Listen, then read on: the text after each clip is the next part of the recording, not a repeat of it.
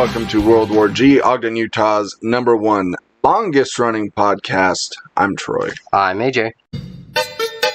You guys suck. Okay. So I'm pulling in AJ right now. I'm playing hurt. I rolled my ankle Oh, really? really bad yesterday. Yeah. Yeah. When I was out delivering. You look like you were hobbling up the stairs Yeah. a little bit. Yeah. Yeah. Be like, channel your inner Michael Jordan and like play through the pain. Yeah. I had to because it was fairly early on in my route, so I had to keep going. Yeah. But yeah, I was delivering a couple packages to this house, and I was walking through their lawn, their yard, and there was just like a hole in their lawn. A booby trap, if you will. Apparently. And so I kind of stepped on the edge of the hole, and my ankle rolled, and like on my weight just landed right on my ankle. Oh, jeez. Yeah. It was one of those things where I like had to take a knee for a couple minutes. Oh, nice. You want all Kaepernick? Yeah. Yeah. He's like, well, I guess I just live here now. Everybody's like walking by. You're just like, pay my respects. Yep. Yeah. Some it's getting somewhat better. It's been almost 24 hours now, but man, like last night when I got home, I tried to walk up the stairs. I couldn't do it. Really? No. Did you at least ice it? Elevate? No. Nothing? No. Maybe that's why it still hurts. You're like, I had ice in my alcohol. Does that count? I was elevated. Does that count? Yes. Yeah, we'll go with that. Okay, great. All right. Let's get to Happy Birth, Death Day. But first, Troy's Toys. Oh, yeah. Yeah. Wow, it is a really lackluster toy. Well, I had everything written down, and I put Troy's Toys I wrote it up at the top and forgot to look at my notes. Yes, let's do Troy's Toys. Now it's time for Troy Toys. How about that? That's a good idea I just had. Oh, yeah. So, I went to Entertain Mart earlier in the week, as I'm one to do. I go there quite often. Obviously look at like the comic books and the action figures, and they had a few new ones out for the Black Adam movie that's coming in October. And they had Black Adam, they had Atom Smasher, they had Cyclone and Dr. Fate, but the one I got was Hawkman. Now admittedly it's kind of a boring figure. As far as movability, playability? Yeah, because you see like how okay. First of all, functionality here. The wings on his helmet keep like hitting the wings on his back. Yeah. So if you want to like turn his head, you got to get the wings out of the way. So there's that. Also, you can take the wings off, but they're pretty stationary. Right. Like my other Hawkman figure, like those wings actually spread out. Like you can open them up and spread them out. Okay. Whereas this one, not so much. No, and it's just like the two colors, which is like, it's almost like paint by the numbers. Well, yeah. But I mean, if you look at the other, yeah. And as far as accessories goes, he came with a stand, because they all come with a stand. And then he came with, I think this is called a mace. Mm-hmm. I could be wrong, though. But, yeah. But it's like the big stick with the ball and the points at the end. And the spikes at the end. Which I was talking before the episode. I think that would be a fantastic weapon for the zombie apocalypse. It would. Yeah. It would. Give you some distance, be able to smash some heads. There's like some weight to it. You might like hurt yourself, but I don't know. I feel like it would work well. That would be an interesting discussion we should have. What superheroes would and wouldn't last in a zombie apocalypse. That'd be an interesting topic. Yeah, I like that. But the thing with these DC figures is I don't know if they're just trying to outdo Marvel's figures, but they're a little bigger than your standard action figure. By like half an inch or something, yeah. Yeah. So your standard figure's 6 inches. It looks like this one's probably 6.5, 7 inches, and that's just standard with these DC figures. But I mean, points of articulation. He's got the normal stuff. Didn't even come with an extra set of hands or something? No. Can you remove the helmet? No. Oh, wow. No, can't remove the helmet. Visually, he does look pretty cool. Like, if he was just chilling there. Yeah, it's a good-looking figure. Right. But he's kind of got the same, like, it's almost like they used the bottom of the Flash. Same colors, too. Right? Kinda, yeah. Like, you go look at the Flash figure, it's identical. They just, popped a different top on top. Yeah, the Flash from the Flash movie that is definitely coming out. I'm sure. But yeah, I mean, and that's the thing with that figure. He can stand there and he's fine, right? And he looks cool. But that's pretty much all he's got going for him, to be honest. Think he'll do any type of like paint job on him? Maybe. Yeah, I mean, I'm just thinking like he's got a lot of space to work with. I might give him like some highlights and stuff. But I wanted to go back to Entertainment Mart and maybe get like Atom Smasher or Black Adam or. At first, Troy was just like, maybe I should get one or maybe the other or whatever, and then it's just like, YOLO, I'll get them both. Get them both. I got that adult money. That's right. I can do what I want. But another figure I got at the same time. Now with Entertainment Mart, they have this little section that's like they call them vintage toys. Right, that are just in bags, huh? Yeah. And I found this guy. It's Donatello. Oh, wow. Now, my rule is if I come across a Donatello figure, I have to buy it. Clearly. Yeah. Especially if you don't have them, right? Right. So, now, the thing with this one, this is from the 2003 Ninja Turtles cartoon. One of my favorite looking turtles. You know what I mean? Like, it's just that classic look to them. Yeah. But the thing that this one does is, you see how he can't really move. There's no articulation to it. But what he does is you bend him at the waist. What? And he flips. Does he actually land? No. You can stick it? Oh, shit! Right there. He did it! That was like a bottle flip. I've been trying for days to get him to do that. Really? Yeah. It's like when you have a problem on your computer or something, somebody comes and stands next to you, and all of a sudden it just works. Yeah. Oh, see, now we're back. Damn it. All right. But, I mean, I'm not even going to go over the articulation and stuff, because the whole feature is just doing that flip. Which is pretty awesome. Yeah, it's kind of cool. Yeah. Yeah. So, it's another addition to the Shelf of the Dons. How many would you say you have? I guess I can do a quick count. 1, 2, 3, 4, 5, 6, 7, 8, 9, 10, 11, 12, 14, 15, 18, 19? Oh, a little vehicle down there. 20 if you count that little stuffed plush on the Funko Pop there. Oh, yeah. So I think 20-ish? I don't know. There might be ones I'm not seeing. That's pretty impressive. But the other thing is, Corey Feldman is coming to FanX. Yeah, I saw that. He voiced Donatello in 2 of the live-action films. You getting that picture signed? Either the picture or the figure. Ooh. It'd be cool to get that figure signed. Right. Like right on his stomach there. Mm-hmm. That'd be freaking sweet. So I've been thinking about that. Yeah. Oh, yeah. That'd be pretty cool. He'll take up half your backpack, but it'll be worth it. But it was so worth it. Yeah. So worth it.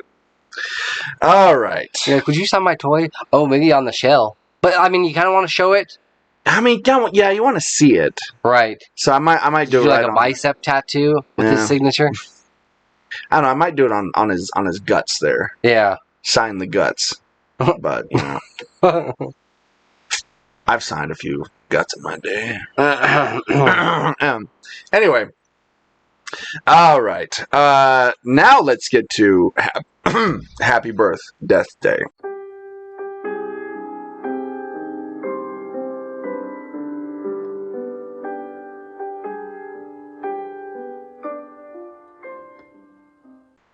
Play through the pain. I'm good. There's another Donatello. I'm good. I'm getting it. Oh yeah, the one that I was gonna paint and just never got to.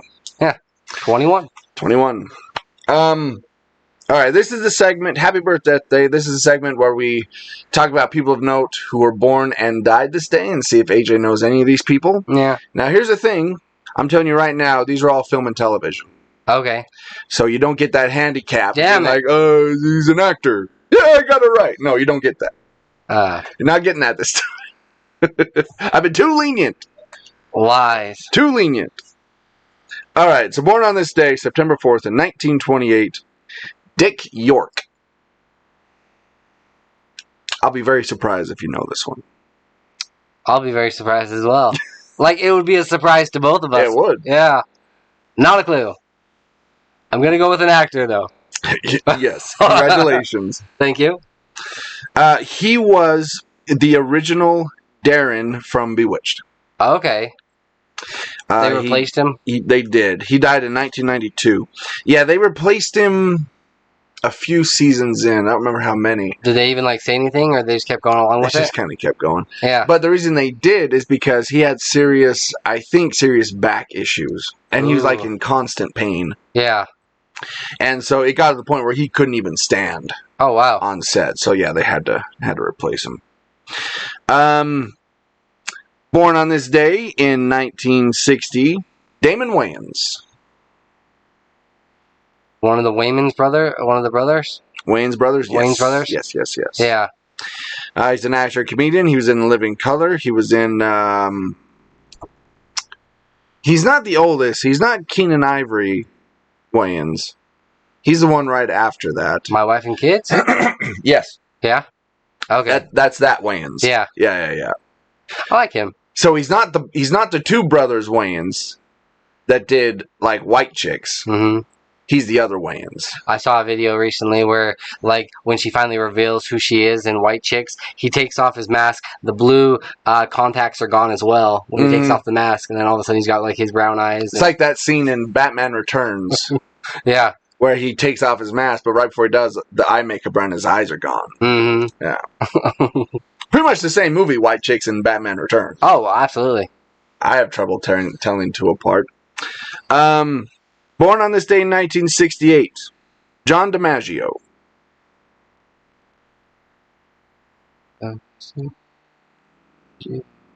No, it's not that DiMaggio. It's not the baseball player. Yeah. I'm like, is he throwing a curveball at me? No. He also definitely would not have been born in 1968. Okay. Joe DiMaggio was a lot older than that. Yeah. Not a clue. Relative, perhaps? John DiMaggio is a voice actor. Okay. You may know him best as Bender from Futurama. Yeah. Yes. Okay. Also the dog from Adventure Time. What's his name? Flick and Ketchum or whatever. What's their names? I've seen the episodes I've seen of it. I really enjoyed. I thought it was hilarious. But Mark and Stujo. They are bringing Futurama back. Yes, they are. Yeah. Anyway, I don't know. I don't watch Adventure Time. It looked dumb to me. Born on this day in 1981. If you don't know this one, I'm going to throw my pen in your eye. Okay.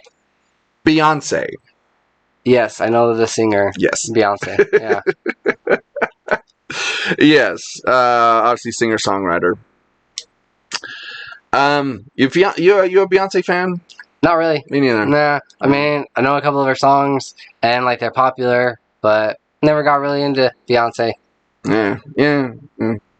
And then born on this day in 2179. Whoa. Nyota Uhura. Not a clue.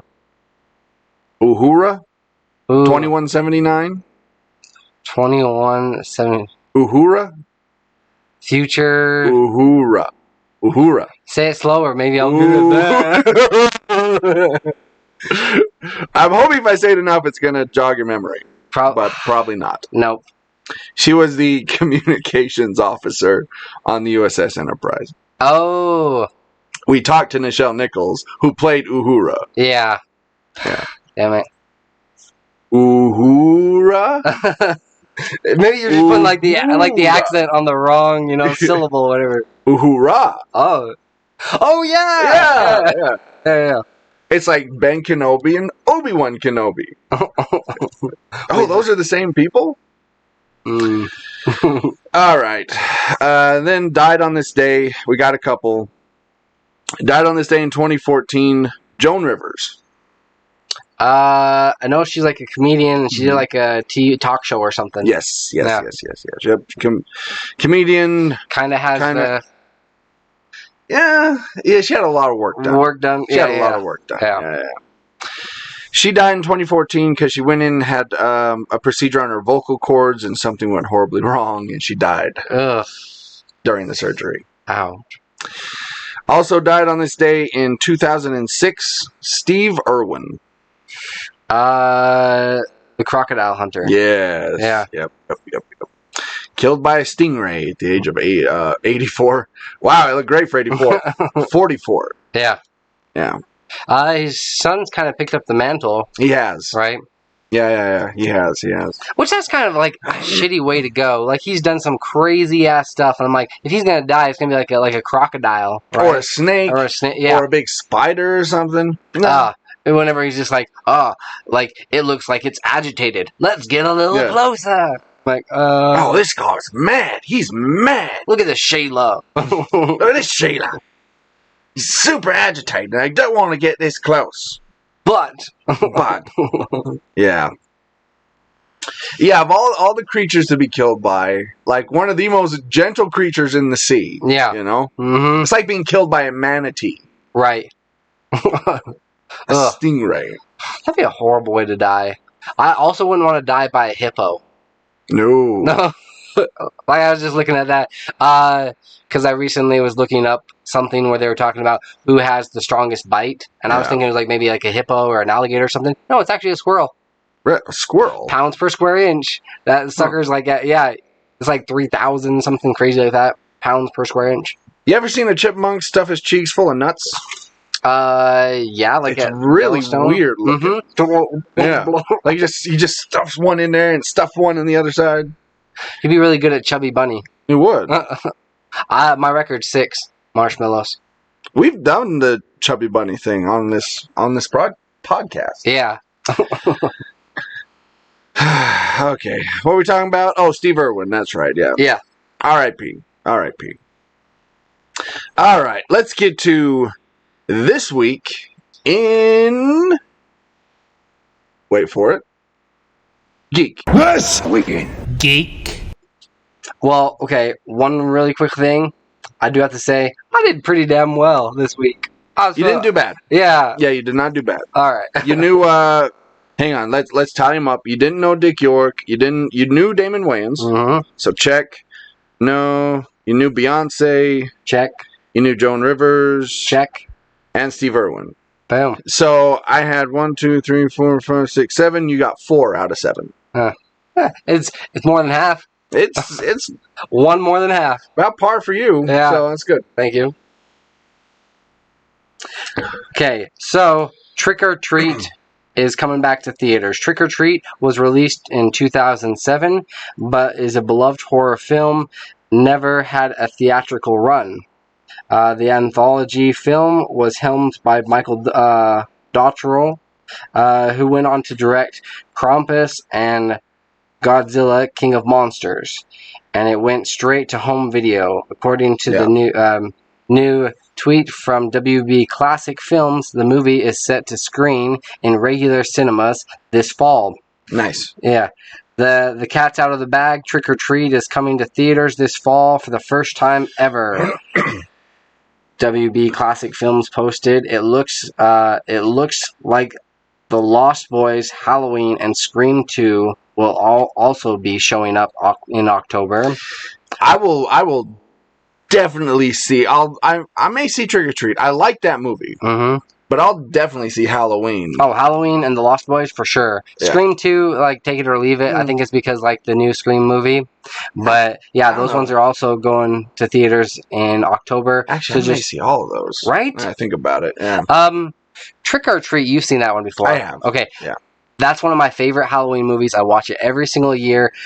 Same with like the Cowboy Bebop movie. But I watch that one just because I love how it goes full circle, and you're not sure if it's a trick or if it's a treat or what's going on. And it's a great film. Yeah, Trick or Treat is interesting because it released on straight to DVD. Mm-hmm. Didn't have, a huge following, but it kind of got like word of mouth. It really did. People are like, "Oh, you've got to see this movie. Like, it's weird. It's crazy. It's yeah." That little character, he's always been around in Halloween culture, Yeah. It is rumored that he might be working on a Trick or Treat sequel. Okay. Which that one, like, if this gets some momentum, is for sure going straight to, or is going to the theaters. Jake and Finn. That's the character from Adventure Time. Oh, yeah, Jake and Finn. Okay. Okay. Is it bothering you? It was. Yeah. It just hit me. Are there any other Halloween movies that you watch every year that you just kind of like have to watch? Abbott and Costello Meet Frankenstein. Ooh, that's a good one. It's one of my absolute favorites. Halloween, of course. Yeah. What's some other ones Hocus Pocus? Hocus Pocus. That's yes. good, right? Yes. I got Hocus Pocus 2 coming out this year. Mm-hmm. That'll be interesting. Yeah. I like the Universal Monster films. I watch them more because they're kind of classics. But really, if you watch them like just on their own, like if you were to sit down and like watch, Dracula or something, it's a boring ass film. Yeah, they're on par with some of those original old school Disney movies. Yeah. Like those are films that you need to like play in the background, right? Like at your Halloween party, like that's what you do. You don't just put it on a projection screen, just throw it up there. Exactly. You can walk by, check a little bit, and then walk on. Yeah. All right. Cool. I don't think I've ever seen Halloween in cinemas. I don't think I have either. Even when they re-release, like when they release the new Halloween movies or any of these other adaptations, they haven't gone back and done this, have they? I don't think so. Yeah. The only one of those 4 I've seen in theaters, I think, is Scream 2. Okay. I think. Yeah. I'm not even sure when Scream 2 came out. Hang on, let me check. Wait. What's your guess? Come on, like you got to be within 2 years. This is like mine skill is Rotten Tomatoes. Troy's is this. I think the first one came out in 96, I want to say. So I'm betting the second one came out in 98. Okay. Okay. I'm going 99. Scream 2 release date.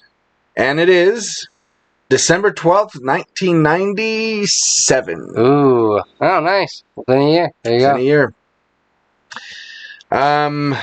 Oh, wow. Almost exactly a year. Because the first one came out in December 20th, 1996. Right. Why are they being released in December? I don't know. After Halloween? Scream 3 came out on February 4th. What the hell is going on here? Scream 4 came out on April 15th. Scream 5 came out on January 14th. What are you doing? Oh, my hell. Okay. All right. Whatever. Not around Halloween? No, not one of them. Yeah. So this will be the first time a Scream movie's been released around Halloween. Wow. I've never seen The Lost Boys.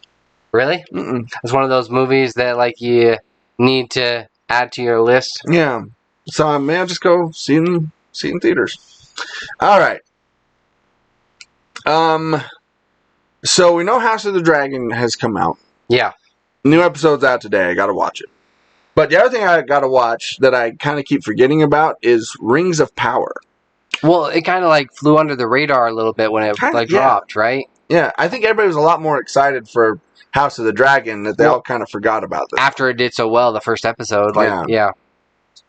So Rings of Power is the prequel to the Lord of the Rings films, obviously.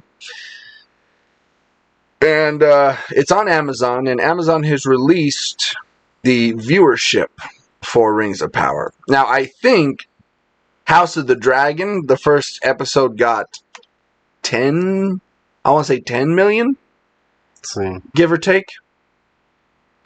But Rings of Power actually kind of crushed it.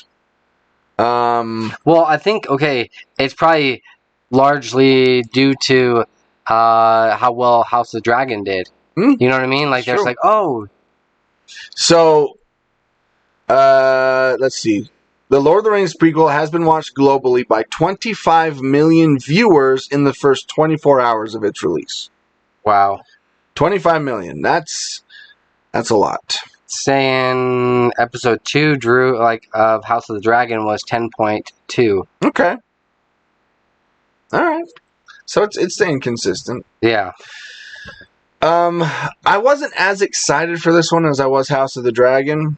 Because I like Lord of the Rings, Same. but it's never been something where I'm like, I have to go back and rewatch it every year, like a Star Wars or Back to the Future or something. No. But it's one of those ones that you're like, oh yeah, it's a great one, and it's really close to the books. Yeah. It stays pretty true. Not Hobbit so much. But... No. Yeah, Return of the King was actually my favorite movie for quite some time. Really? Yeah. It's pretty solid. Two Towers, I think I liked a little bit better. Yeah, if I had to pick, it would go Two Towers, Fellowship, and then Return of the King. I mean, they're all pretty close. It was just that whole ghost battle at the end that kind of pissed me off a little bit. I actually really like that, but because he's like, whoa! It reminded me of Disney, that part where, Disney Mansion, where you see the ghost kind of dancing. It was all on par with that, kind of that cheap, hokey. Okay, and I don't see that, but that's fine. They quickly won. It was cool when they were talking and having that council and kind of deciding what they should do. And then once they actually fought, it was just whoosh, done. We won. Well, the good guys were overwhelmed by numbers. It's like they were going to fail. Yeah. And then here comes Aragorn. Hadn't we already seen that before, though? Yeah, we've seen it countless times. Gandalf coming over, helping out? Sure. We've seen it countless times, not just in this movie, but other movies. Yeah. It still doesn't take away the enjoyment for me. Right. Because, that was kind of cool. They saved the day, and they were also redeemed because he was the one true king. It got a little anticlimactic when it was just that's it? All right. That's what we're building to? Did you want to have them just continue on that battle for another 3 hours? Yeah, absolutely. It's not like the movie was long enough. You know? Oh, that brought new meaning. I remember when I watched that movie, I was drinking a soda, a large soda. Yeah. This is gonna be a long movie. I'm gonna need a big soda or whatever. I didn't want to leave, but you know how those scenes where Frodo and Sam are on the side of the volcano and it goes dark. Yeah. I'm like, oh, thank God, it's over. And then all of a sudden, another scene. I'm like, ah! I was so damn close to just pissing in my cup, right then and there, and I'm just I can't leave. Yeah. Yeah. Now I can just pause it at home at my convenience, go to the bathroom, get some snacks, get some water, Masturbate, whatever. Yeah. Oh, yeah.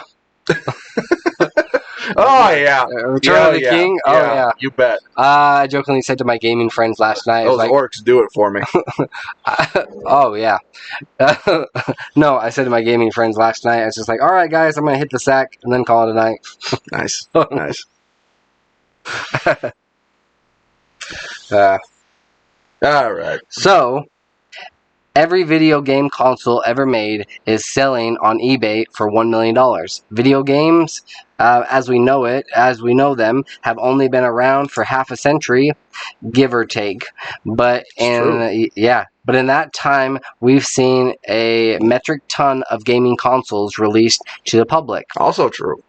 And there's one person out there who has actually managed to buy nearly all of them. We're talking over 2,400. They added an extra zero.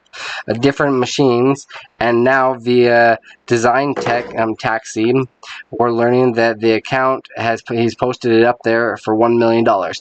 He did. So this happened thanks to this French collector. He had posted it on there, but the hobby all began in the early 90s, as around 2000 rolled in, then he sold them all. Sometime later, he picked all of this hobby up anew, and then in 2011, stopped again. Finally, in 2018, while visiting Japan, the itch came back.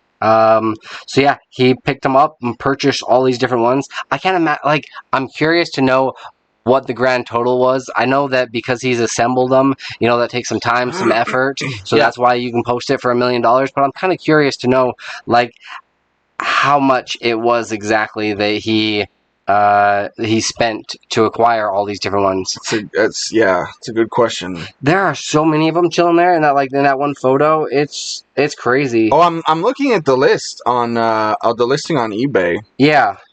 Like, it's not just like American consoles. Like, he has Japanese consoles.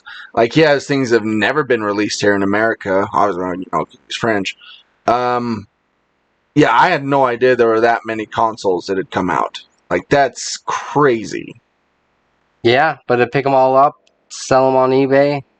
Wow. Good for him. For 984,000 euros. So, yeah, it would be over $1 million US. Are there any consoles that you would love to add to your collection? Because, like, for me personally, I have the majority of the ones that I like and that I grew up playing. I don't know if I really necessarily need to go back and own an Atari, though. No. Right? No. Because if I own a console, I want to occasionally play the console. Right. Atari fucking sucks, so I wouldn't buy that. No. But yeah, anything from Nintendo, the original NES onward, I'd like to have. Nintendo, Super Nintendo, Sega Genesis, Nintendo 64, Game Boy. Like a GameCube. Yeah. I do actually have a GameCube. A Wii as well. Yeah. Mm-hmm. Yeah. Just like all Xbox, PlayStation, like those are the ones I'd like to have. Like the really popular ones. I don't know if I would go back and own a PS1 or a PS2. Like, because for the most part you can get those games, the original ones, electronically or digitally. Right. But I would think someone like you, mm-hmm. who likes to have like the physical copy of like comic books or movies. Mm-hmm. I would think someone like you would like to have like the actual console. It's probably because I didn't really play it. I went over to my friends and we played like the PlayStation. We played the hell out of the PlayStation, especially Twisted Metal. Yeah, and some of these other games. But yeah, I like my introduction to and my first console that I actually purchased on my own. I think it was a Wii, and then it was like a PS3. So. Mine was a PS2. Okay. Yeah. I bought it when I was working at the movie theater for the first time. Felt super guilty. Really? Buying it, yeah. Which I don't know why, but I did. Because you didn't want to share it with your brothers? No, because it was expensive. Yeah. And I thought for some reason that I was getting in trouble for spending so much money. Clearly, now it's not so much of a worry. Right. I don't care about that so much. Because I know now in my adult brain, yes, I can spend money, but I still have a job, which means I'll have more money. Right. Yeah. Anyway. It's weird, like, the random thoughts we had, like, as, like, little kids. Yeah. Like, just thinking $20 was, like, a crazy amount of money. Oh, yeah.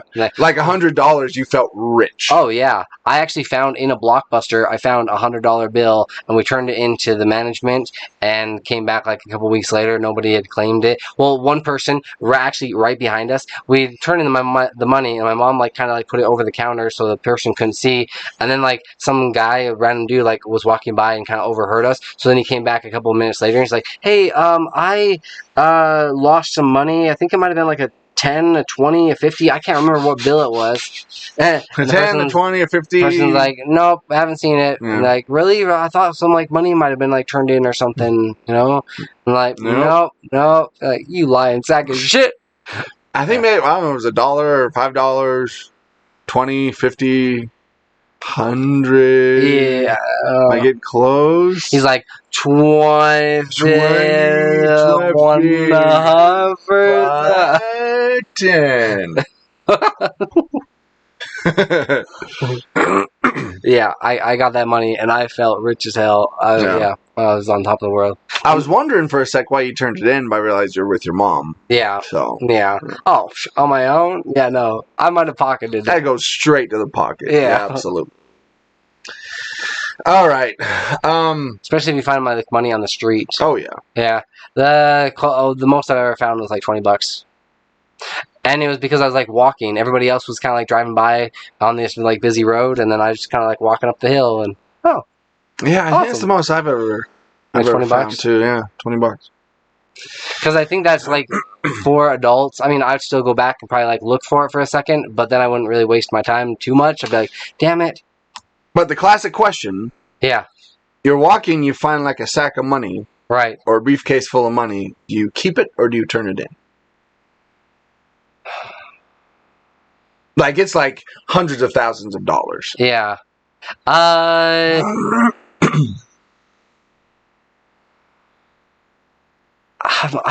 might have to turn it in. Oh, I probably would turn it in. yeah. Because I mean, again, if no one claims it, it's yours after a Right. certain amount of time. But the reason why I wouldn't just take it is because it What could is be it? like Mafia money Yeah. or something. Yeah. mob money or drug money or maybe they dropped it and people are like waiting for like the pickup. So it's not so much like the guilt that you'd get from having the money. It's No, more fuck like no. it's more the oh shit, this could be somebody Yeah. like that would come after me. Yeah, it's self-preservation. Right. I Yeah, get that. absolutely. Okay. So we here on the podcast, probably a few months ago, talked about the movie X. Yeah.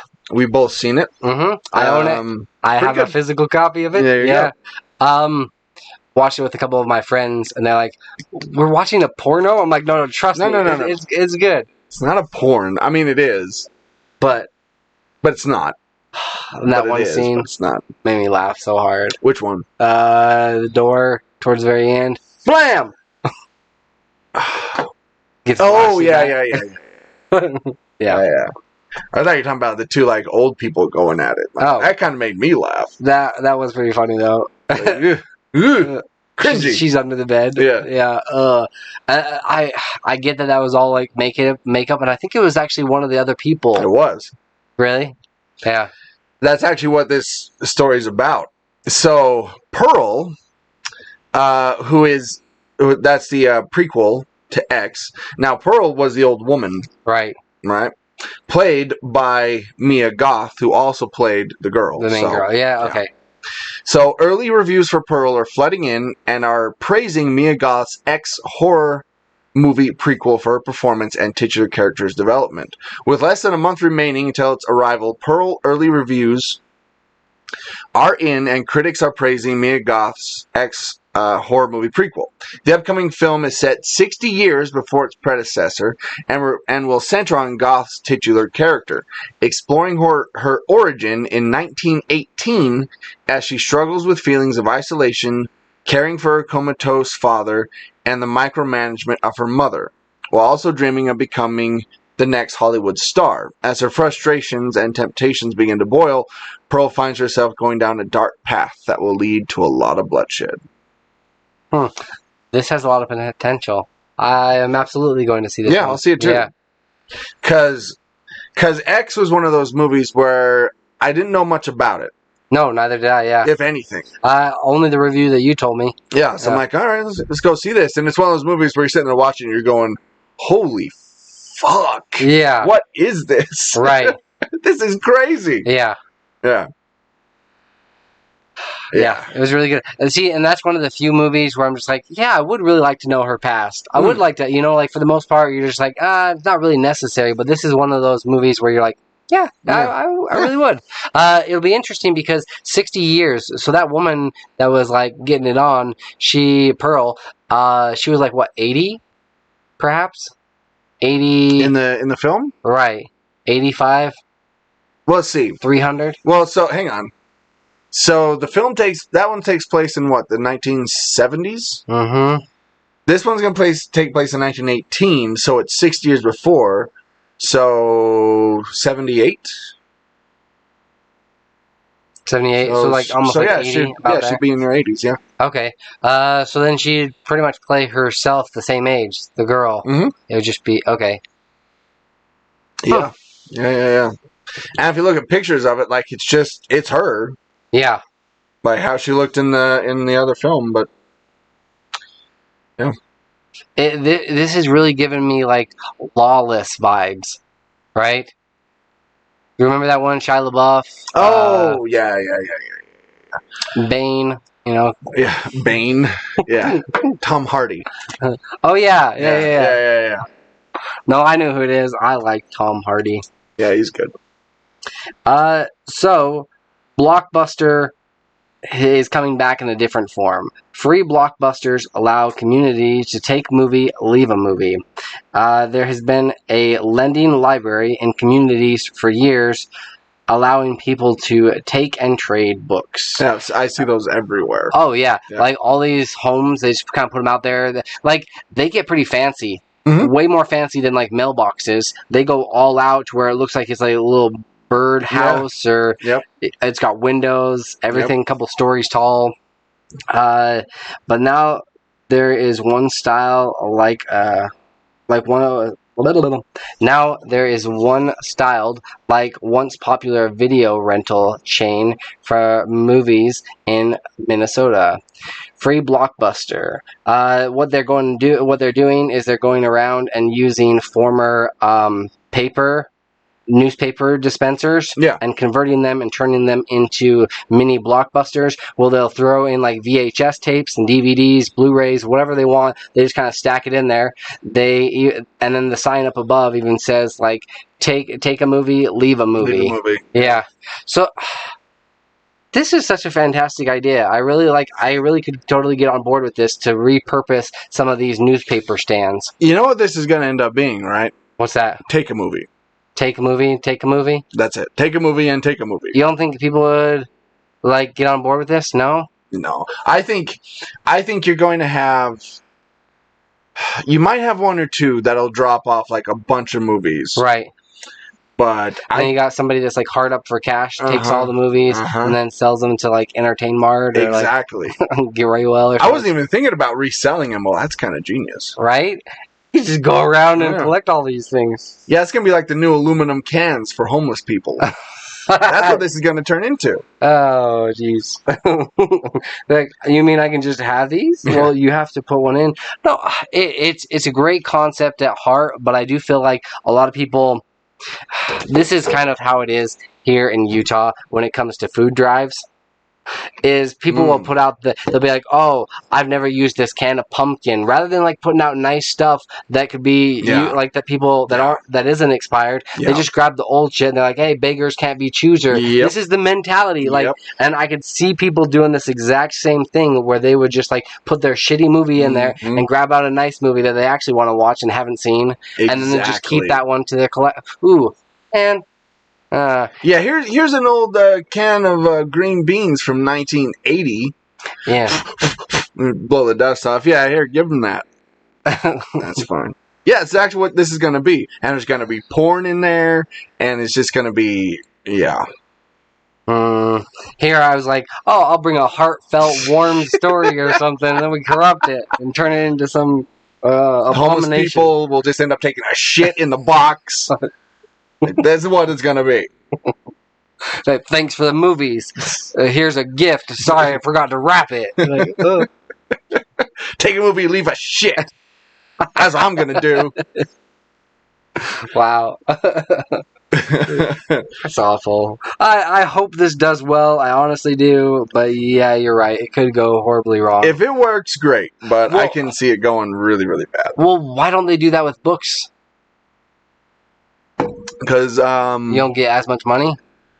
Well, there is that, and people don't care so much about books. These ones, okay, it's more heavily trafficked areas. But I don't think that if like a homeless dude's stealing movies, I'm gonna walk up and be like, "Excuse me, sir, just one." And did you put one in there? You know.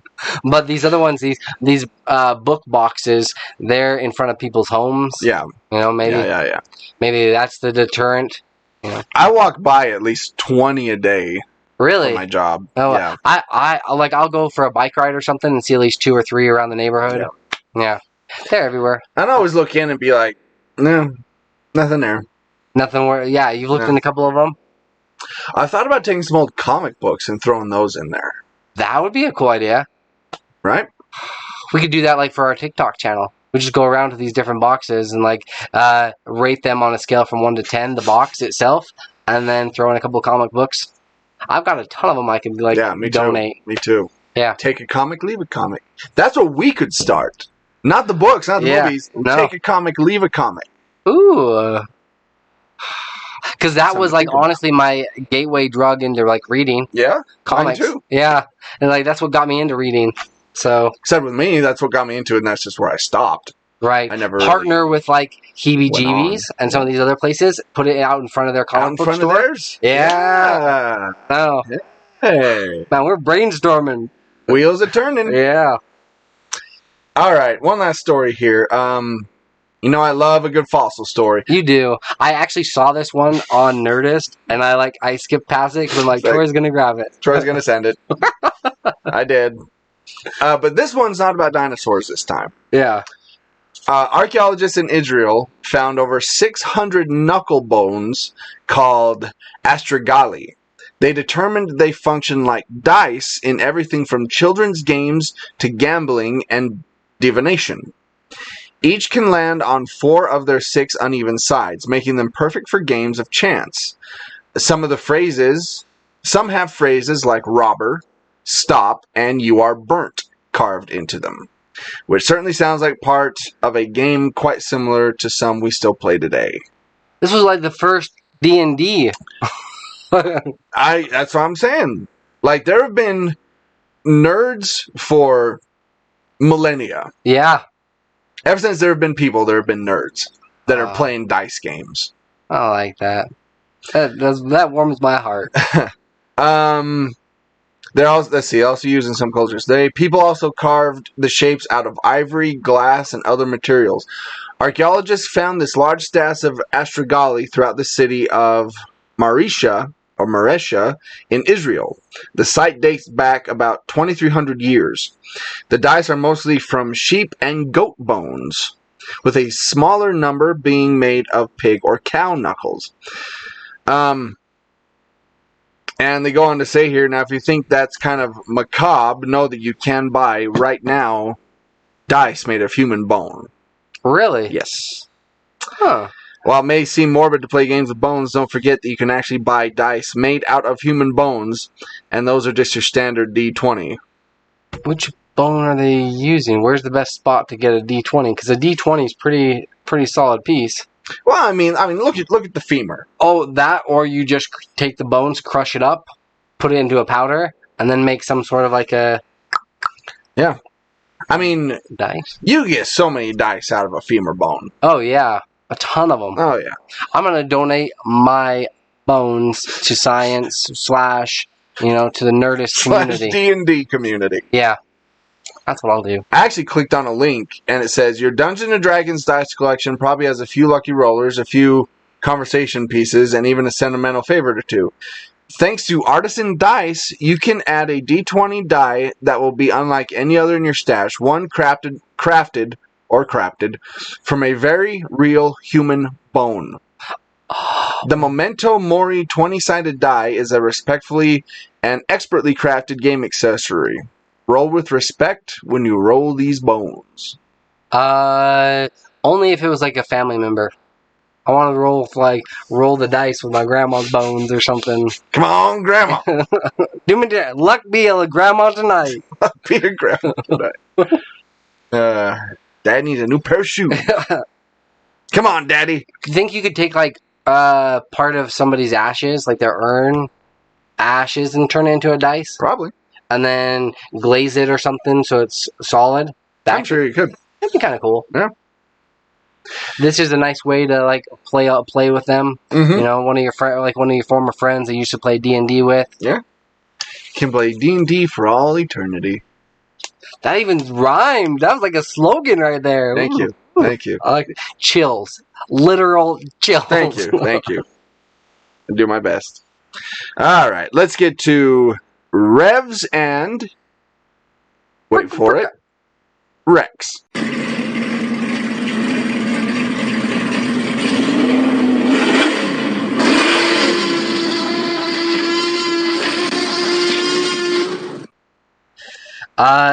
I have been watching this show for quite some time. It's only got 2 seasons out. It's on Hulu. It's a British show. I came across it 2 years ago, and thoroughly have enjoyed it. They dropped the first half of the second season, left on a cliffhanger. I was kind of pissed off about it, but the second half of the second season did not disappoint.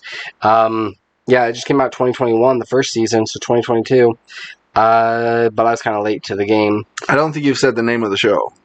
This show is called Bloods. Bloods. It's a British TV show. It follows a group of ambulance workers that go around and just deal with these interesting cases. There's funny ones. There's difficult ones. Okay. They tackle all sorts of different issues. There's this one girl. I won't give anything away, but oh man, she's got cancer, and they come and they help her out, and then they kind of like keep going back and just like visiting with her. She's the coolest kid ever. That actress is fantastic. But like the whole cast and crew, it kind of reminds me of like a British take on Scrubs, but more ambulance chasers or ambulance drivers. Yeah, it's definitely worth a watch. The second season, again, leaves on a cliffhanger, so I'm fairly certain, I haven't looked into it yet, but I'm fairly certain they're coming back with a season 3. But yeah, this is a fun, great show. Each episode's only like 20-something minutes, so it's pretty quick. It's pretty binge-worthy on Hulu. Yeah. Yeah, but it's definitely worth a watch. I'm just going to review the second season, but kind of like the whole thing as a whole. The second half of the second season, I would have to give a 4 out of 5. Okay. Like, I thoroughly enjoyed it. Like, the whole series as a whole, I think I honestly think I'm still at like a 4. Yeah, no, it's really good. All right. Some of these characters are really funny, and it's a great one to watch. All right. Well, for me, I saw 3,000 Years of Longing. I really want to know about this one. So, this is a fantasy romance film starring Tilda Swinton and AJ's favorite actor, Idris Elba. Mm-hmm. Now, this is one of the more creative films I've seen in quite some time. So, Tilda Swinton plays Althea Binney, who she has a doctorate in literature. She's one of them smarty pants people. All right. And what ends up happening is on one of her tours, one of her speaking tours, she goes into this little out-of-the-way shop and finds this little glass jar or bottle. While cleaning it with her electric toothbrush, she accidentally breaks it. And then what was inside the bottle is essentially a genie, or a jinn, as he's called. Mm-hmm. Played by Idris Elba. Now, here's the interesting thing. 50% of this movie takes place in a hotel room. Okay. With just them talking. Yeah. The other 50% is Jin talking about how he was trapped in the bottle 3 times. And so he talks about how he got trapped in the bottle each time. And so you're seeing flashbacks of him in like ancient Egypt and, other parts of history where he kept getting placed in this bottle. Now, the interesting thing is, Tilda Swinton's character is a very logical person, right? Right. She's also a doctorate of literature.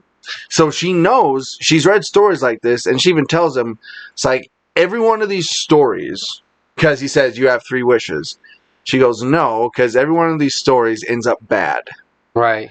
Every time. There's something the person has to learn, and it just ends up bad. So she's not going to wish for anything. Oh. And so that kind of leads into like the conversation of like, well, how'd you become this? How'd you get trapped in the bottle? And I won't tell you how it ends, obviously, but it's actually, like I said, it's an incredibly imaginative, very creative movie. It's directed by George Miller, who's the same guy who did like all the Mad Max films. Okay. Yeah. So he has a really good eye for visuals, which he does here.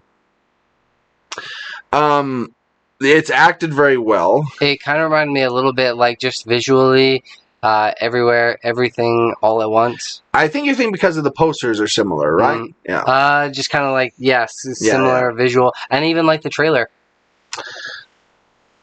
They were jumping around quite a bit where you didn't know what was going on. I guess that's true. I guess I could see that. But they're extremely different films. But yeah, it's really well shot. It's really well acted. The story's really interesting. And obviously, I'm not going to tell whether or not she actually has any wishes or whatever. But I will say, it's probably... You could probably skip this one in theaters. And Redbox it? Yeah. Like, it's not one you got to rush out and see. But if you happen to come across it, I think it's a very enjoyable show. So, out of 5 bottles... also, no, it is rated R. For good reason? Yes. Yeah. There's a whole... One section where there's a whole lot of nudity. But yeah, out of 5 bottles, I'm giving it... Yeah, I'm going back and forth from 3.5 and 4. Oh, wow. I think I'm going to give it a 4. Simply because it's an original idea. Right. It's an original concept. It's not, another superhero film or a remake or a reboot or anything like that. So, yeah, there you go. Did you have a pretty good viewing experience as far as the theater is concerned? I did. Nobody else was there? There were a few people. Yeah. But because of the nature of this movie, they were all old. Nice. Which could be good or bad. Right, yeah. But they weren't old enough where they couldn't hear, so... Oh, or old enough to where they, start getting really, complainy. Mm-hmm. They're like, this. Yeah. They're, in their, 50s and 60s, so it was fine. All right. That's Troy's crowd right there. It is. One final thing that I did see on Netflix that I want to talk about. It's called Untold, The Girlfriend Who Didn't Exist. Now, they've got a couple of different ones. I have yet to see any of the other stories, but this one focuses on Manti Te'o. He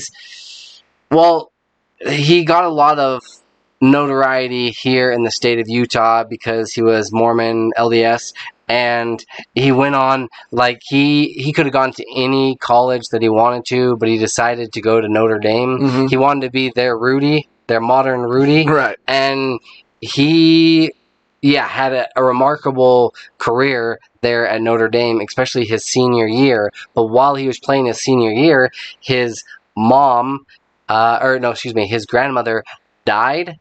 And then 6 hours later, I'm doing air quotes here, his girlfriend, she died as well. Right. And it's interesting because half of the story focuses on him and kind of what happened, and the other half actually is interviewing the girlfriend, because they do preface this whole thing that they say, hey, at the time of filming, we didn't know that she this young man, he was transitioning. Into a female, and so it's kind of as much her story as it is Manti Te'o's story. Right. And it's a 2-part series, and I was kind of wondering how they're going to be able to do that, because for the most part they take you up to the point of catfishing, mm-hmm. which she definitely admits, she was guilty of that. She wanted to experience what it was like to be kind of a girl and feel certain things, and right, so be like being in a relationship and be loved and stuff. Okay, exactly. Okay. And he even at the very end, he was just no ill will to her, even though he'd lost out on millions and millions of dollars, because he was projected. He was a Heisman candidate, and he lost to Johnny Football, but he was projected to go in the first round of the NFL, which from the first round to the second round of draft picks, it's a big ass gap of how much money. We're talking from 100 to 50 million or something, all the way bumping down to like a couple 100,000. Okay, question. Yes. Who the hell is Johnny Football? He is he's a football player for the Gators. Figured. For the Gators. Yeah. College team? Florida Gators. Yeah. I guess if he's Johnny a Heisman. Manziel. Not familiar at all? Yeah. I don't know. It's like you with actors. It's like, who? Who is that? Yeah, I should have known, Troy, not to get this one. No. But yeah, he was kind of a big deal. He was like up there with some other contenders. And yeah, it's interesting because you just kind of see how his career and everything all shifted because of this one event. And it's fascinating. Like, it's definitely worth a watch. Let's see, out of 5, because they hadn't even, like, this was during the time when they hadn't even heard of, like, catfishing or what the heck that was. You know, that wasn't even, like, a term right that people really used. Yeah, I remember the story. It was talked about so much all over. Yeah. It's like, wait, but how, like, and there's still I have some skepticism on the part of Notre Dame and also on him when he actually found out about this and he decided to keep it on the low, like not say anything until after, and then they kind of spin their story. But it was fascinating. It was definitely a great show to watch. Out of 5 footballs, I think I'm at another 4. I wasn't sure how they were going to do part 2, but like it was great. It was worth a watch. Okay. So some highly rated Revs and Recs this week. Yeah. So I wonder if there's like a quote unquote Johnny for every sport, because there's a Johnny Wrestling. Mm-hmm. Yeah. His name's Johnny Gargano, and they call him Johnny Wrestling. Really? So there's also a Johnny Football. I wonder if there's like a Johnny Baseball. I'm calling it right now. I'm going to be Johnny Podcast. I'm Johnny Podcaster. No, Johnny Podcast. Oh, That's shit. I was wrong. You played for Clemson. Johnny Football. Yeah. This kid was like all over the place. Because like they had such a great season. Heard it here first. Johnny Podcast. That's me. All right. Crap, I haven't pulled up the ending here. Here we go. All right. So, I think that's going to do it for us. Kids, ladies and gentlemen, friends and family, neighbors, whoever the heck else listens. Strangers, probably. All over the world. Not friends that we haven't met yet. Yeah. Yeah. That's what a stranger is. It's just a friend you haven't met yet. Exactly. Very nice. So, here's where you can listen to us. You can hear all our episodes, plus our bonus DLC episodes at patreon.com/WorldWarG. Or you can listen to just our episode at worldwarg.podbeam.com or wherever you download podcasts. If you'd like to follow us on social media, you can find us at facebook.com/WorldWarG podcast. If you'd like to purchase our merchandise, you can head to worldwarg.myspreadshop.com. I'm wearing one of our shirts right now. Also, if you'd like to show your support for the podcast, the best way to do so is to rate, review, and share us. So, this has been World War G. That has been AJ. That has been Johnny Podcast. Yes. I was hoping you were going to do that. Oh, I'm on the same page, dude. Yeah. Stay geeky, my friends. Sebastian the intern checked the audio, and the episode is good to go.